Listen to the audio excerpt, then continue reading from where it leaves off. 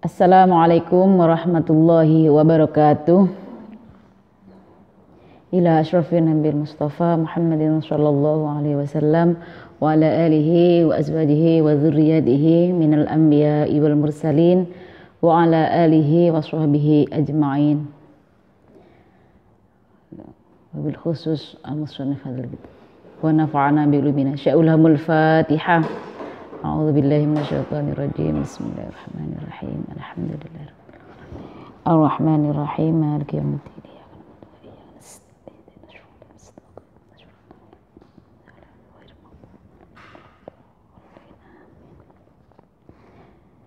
Bismillahirrahmanirrahim. Para pemirsa, khususnya pada santriwan santriwati Ma'had Al-Jami'ah IAIN Jember yang dimuliakan oleh Allah, marilah kita lanjutkan pembelajaran kitab Al-Idah fi Ma'rifati Muhimmatin Nikah. Lanjutkan pembelajaran yang kemarin. Sekarang kita mempelajari tentang aurat perempuan terhadap laki-laki lain.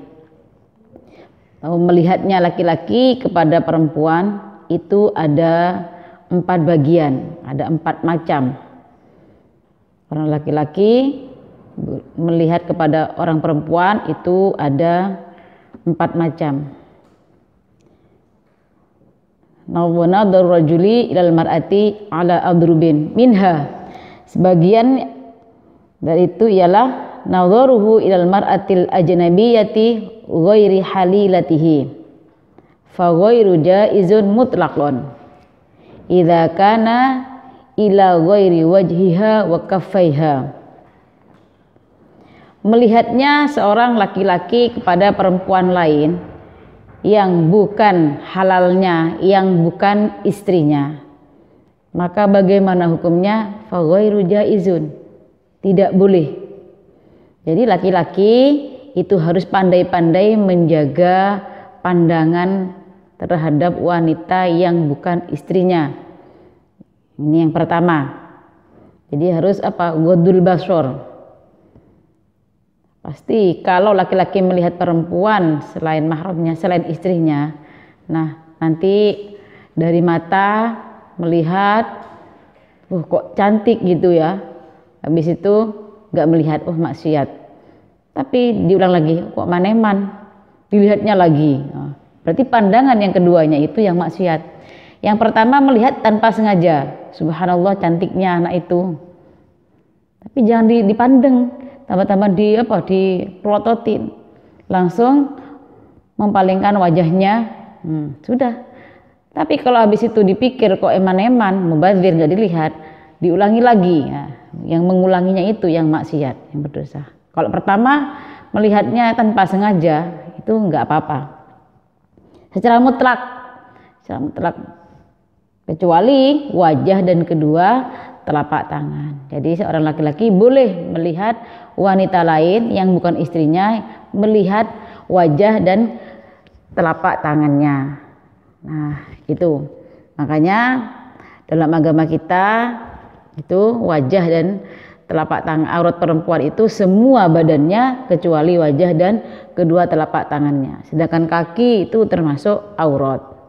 Maka dari itu kita harus tahu perempuan muslimah mana batasan bolehnya wajah terbuka, mana batasan tangan itu boleh dibuka. Seperti ini auratnya perempuan itu sama seperti ketika perempuan tersebut ketika dalam keadaan sholat, hanya wajah dan kedua telapak tangan. Tapi nyatanya sekarang bagaimana? Sudah pakai rok panjang aja masih dikasih belahan tengah sampai ke atas, karena ribet. Apa gunanya kaos kaki? Udah disiapin kaos kaki, berarti untuk menutupi kaki. Pakai hijab, pakai jilbab yang benar bagaimana? Mana wajah yang harus kita tampakkan di depan laki-laki lain sebagai perempuan? Yaitu wajah itu mulai dari batasan wajah, mari tumbuhnya rambut yang atas sampai dagu. Sedangkan di bawah dagu itu aurat. Mohon maaf, Nah, jadi seperti ini. Jadi di bawah dagu itu harus ketutup. Iya kan? Mulai dari kalau Jawa itu kan kita fikir cukuli rambut, batasan panjangnya ke bawah sampai dagu. Dari samping, dari arah lebarnya, mulai dari anak telinga yang kanan sampai ke telinga yang kiri, itu yang boleh dilihat. Berarti di dalamnya itu aurat. Kan sampai dagu, berarti di dalamnya dagu termasuk aurat. Bagaimana kalau perempuan jilbab pakai jilbab dengan baik yang benar seperti itu? Bagaimana? Oh, gak pantas nanti begini pakai penutup dagu, diputer-puter. Nah, ya itu ditanggung sendiri. Jadi Islam mengajarkan auratnya perempuan ya seperti itu. Kemudian telapak tangan yang harus dibuka mulai mana? Sampai ini. Jadi di sini ini boleh dibuka. Nah sampai di sini. Seperti hanya kita sholat. Ya, jadi seperti ini tutup. Sekarang kan sudah modern ya, sudah ada handshot. Handshot apa handshot itu? Nah itu gunanya bagi perempuan supaya apa? Menjaga atau menutup auratnya. Jangan salahkan laki-laki yang memandangnya ketika melihat aurat kalian. Kalian sendiri seorang perempuan harus menjaga auratnya diri sendiri. Secara mutlak ya semuanya, baik itu rambutnya walaupun satu helai. Dalam sholat pun rambutnya kelihatan satu helai, kalau tahu maka nggak sah sholatnya. Dibiarkan tahu, nggak segera dimasukkan rambut yang kelihatan yang keluar itu. Nah jelas, jadi yang boleh nampak itu wajah dan kedua telapak tangan di depan laki-laki lain. Atau melihat kedua telapak tangan disertai syahwat. Kana ilal wajhi wal kafaini ma syahwati. Sekarang lihat tangannya syahwat, ya dosa. Walaupun sebenarnya melihat telapak tangan itu boleh, melihat wajah itu boleh. Tapi kalau disertai dengan syahwat, maka hukumnya berdosa. Haram. Fa in kana bila syahwatin wa khaufi fitnatin halla an-nadhru ilaihima. Maka jika melihatnya seorang laki-laki kepada perempuan tanpa adanya syahwat, melihat wajah dan kedua telapak tangan tanpa syahwat dan khawatir ada fitnah, maka halal an-nadhru, halal melihatnya, melihat wajah dan kedua telapak tangan. Wa hadza ma alaihi al-jumhur, dan pendapat inilah yang disepakati oleh ulama jumhur.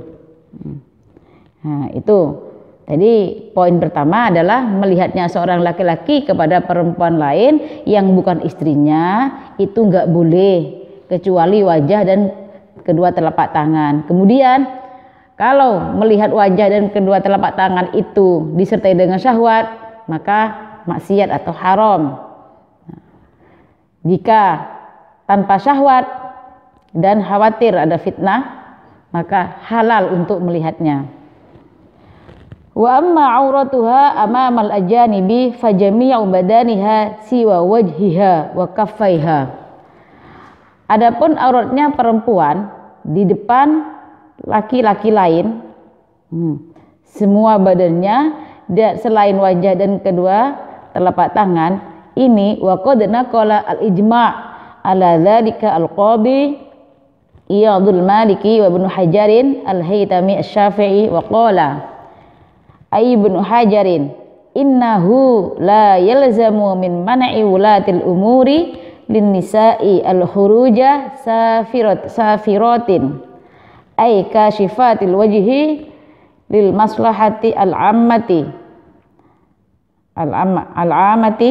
wujubu taghdiyatil wajhi wal kaffaini alaihinna amamal ajanib.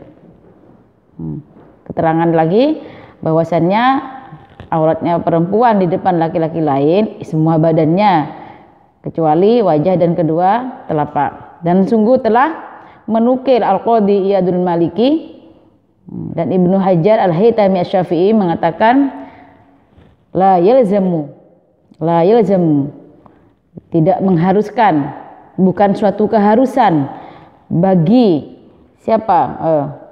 Perempuan yang keluar dari rumahnya bepergian itu membuka wajah kasyifatil wajhi lil maslahatil ammah, untuk kemaslahatan umum. Apa? Bagi siapa itu? Jadi seorang penguasa daerah tersebut, pemerintah, tidak seharusnya mewajibkan menutup wajah dan kedua telapak tangan bagi perempuan di depan laki-laki lain. Karena apa? Sudah ijma. Wis apa? Sudah ijma para ulama bahwasannya memang ya perempuan itu boleh membuka wajah dan kedua telapak tangannya. Itu poin pertama. Paham sampai sini ya? Mudah-mudahan bisa difahami, dan ini sudah sering dijelaskan, udah tahu, tapi tinggal prakteknya saja yang sulit. Prakteknya saja yang sulit, karena sekarang banyak perempuan-perempuan, para gadis, mereka mengikuti model-model hijab yang bermacam-macam, sehingga mereka lupa cara menutup auratnya dengan baik dan benar. Kadang udah bagus-bagus jilbab gini, habis itu rambutnya ditarik ke depan. Kalau enggak gitu dipakai hijab tapi rambut belakangnya tidak digulung, akhirnya terurai. Kalau udah pakai udah habis mandi basah, habis keramas ya, dibiarkan di belakang. Takut bau. Jadi jangan terkecoh dengan itu. Pokoknya gimana caranya perempuan itu menutup auratnya itu dengan baik dan benar. Cara berhijab, cara pakai baju, biarin walaupun nggak kelihatan langsing. Pokoknya menutup aurat. Kaki bagaimana? Sekarang kaki udah biasa, jarang pakai kaos kaki. Kaki termasuk aurat. Kalau di depannya laki-laki lain, maka kaki harus ditutup, atau pakai baju yang panjang yang sering menutup kakinya. Nah, itu berdosa, maksiat yang melihatnya. Kamu juga maksiat, yang melihat pun juga maksiat. Nomor 2, melihatnya wa nadruhu ila zaujatihi, melihatnya laki-laki kepada istrinya. Apa yang boleh? Fayajuzu lahu, maka boleh bagi seorang laki-laki ayyal masa wa yanzura ila ayyi maudhi'in minha.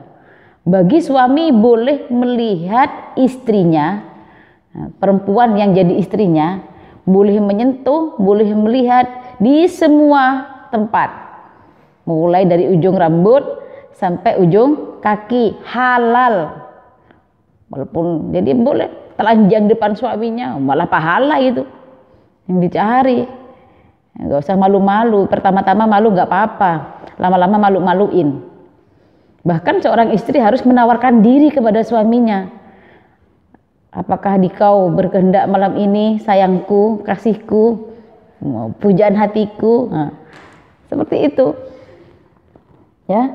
Nah, makanya halal bagi seorang suami untuk melihat semua badannya, mulai dari ujung rambut sampai ujung kaki, halal, bahkan pahala. Nah, sampai di sini, nanti kita lanjutkan kembali. Ini masih nomor 2. Mudah-mudahan manfaat bagi kita semuanya, khususnya bagi saya pribadi. Billahi taufik wal hidayah. Assalamualaikum warahmatullahi wabarakatuh.